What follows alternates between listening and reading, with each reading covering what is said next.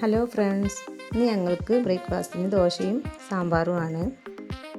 സാമ്പാർ എന്നൊന്നും പറയാൻ പറ്റില്ല കേട്ടോ, ഒരു തട്ടിക്കൂട്ട് സാമ്പാറാണ്.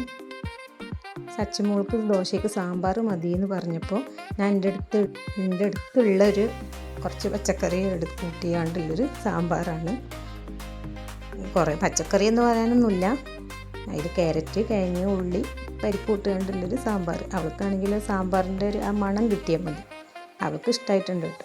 അങ്ങനെ ഒരു തട്ടിക്കൂട്ട് സാമ്പാറും ഉണ്ടാക്കി.